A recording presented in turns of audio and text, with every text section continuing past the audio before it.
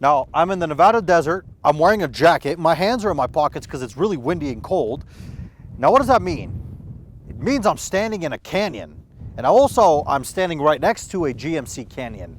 This right here is a 2023 GMC Canyon AT4, which is basically the off-road version of the off-road spec of their, I guess you can say it's like the Tremor of the Ranger. But I really want to go over my top 5 favorite and I guess you could say least favorite / hate things about the GMC Canyon. Yeah, my name is Evo and you're watching God Next.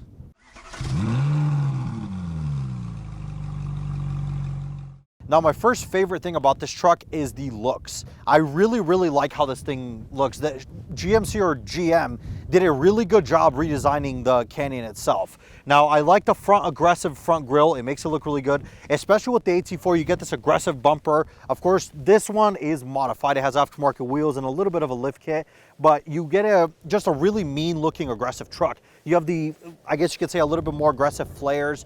It just looks like a more rugged, more off-road focused truck than the regular Canyon does. And I like that because I would use one of these to kind of do this trail or whatnot. That's kind of what it's for. But yeah, I mean, it is a good truck. This one's painted in onyx white. You can get it in some other really cool colors. There's a yellow color, a blue color. So I'd probably go for like blue or yellow just to kind of make it stand out, but the white's really good. It's got the whole Stormtrooper look. You have the white with, you know, the black grille, and it's got tint on the thing and black wheels and everything. So it's a really good looking truck. But let's move on to something I don't like about this thing. Alrighty, now for the first thing I don't really like about this truck, as you see I haven't moved, I just popped the hood, is the transmission. Now, this is pretty much the one that every other GM product has. It's the 8-speed automatic. And I don't like it for the particular reason that it feels really clunky. Like when you get on the truck, it takes a second and it'll downshift and start accelerating. And once you're up in the RPMs, it shifts pretty quick. It's decent, but it just feels really clunky at first. It takes a second when you actually press the pedal. There's a little bit of a delay. It does some of the shifts in like the lower gears for like second, third, fourth. They feel a little clunky. It's almost like I don't know. I'm not the biggest fan of this thing. I think that's one thing that really hinders the truck, because when you get on the truck, I mean, it starts picking up and we'll talk about that on the next part, but it just feels like the transmission could be much better. And I don't know if this is a ZF 8-speed or if it's just a regular like GM 8-speed. Correct me in the comments, please, but I don't like it. It does not drive well. It's really clunky and it's weird, especially when the truck's cold, which I know people are gonna be like, well, you gotta wait for it to warm up. My 2008 Mercedes doesn't have that issue where I don't need to wait for it to warm up for the transmission not to be clunky. This is a 15-year-old plus car, newer than that, and it has that. I don't know. But let's move on to the third thing. All right, now again, I haven't moved again because I'm just cold, but also the thing I really love about this truck, the third thing I guess you can say, is that power plant. Now, I just said I don't like the transmission, and I stand by that, but I really like this engine. Now, this is a kind of unorthodox sort of thing. It's a 2.7 liter. You're thinking V6. It's not a V6. It's an inline 4. A 2.7 liter inline 4. I don't know, but 2.7 liter inline 4, that's a big 4-cylinder turbo. So it makes about 310 horsepower, and MPG-wise, it's not horrible, but for a truck with a lift kit and tires, it's not horrible. It's 17 in the city, 21 on the highway, so not bad. That's assuming the truck's stock. This one probably gets worse because of the tires and everything.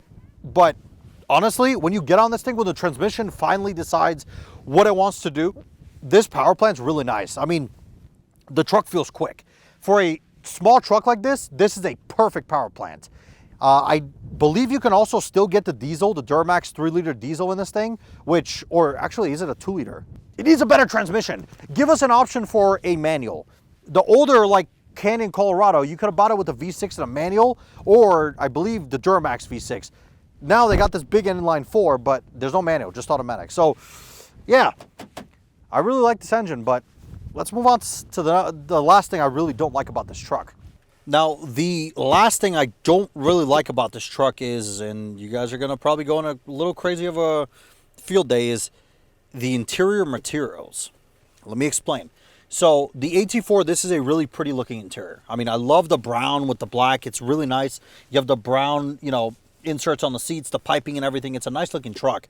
My biggest issue with this thing is there's just a lot of plastic in here. And you may be thinking to yourself, well, yeah, I mean, it's GM product. Sure. But this is a $45,000 GM product. This is not a $30,000 Canyon or a Colorado. This is the upgraded interior. You have to pay extra for this. Otherwise you get cloth.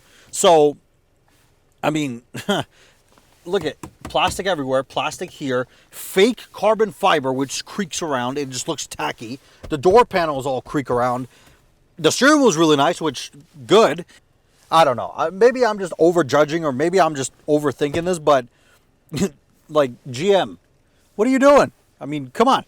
So, yeah, let's move on to the last thing, which is one of the things I really like.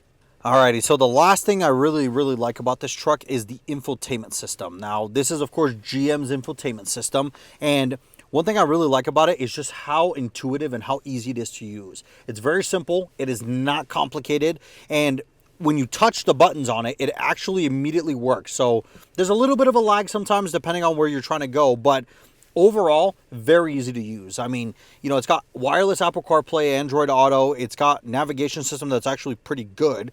It's actually a Google Maps navigation system, which, you know, if you already use Google Maps, you might as well just start using this thing. But, of course, you also have a lot of the other stuff. You have your actual settings in here. I just really like it. It's easy to configure. It's very easy to see. And GM did something I really like.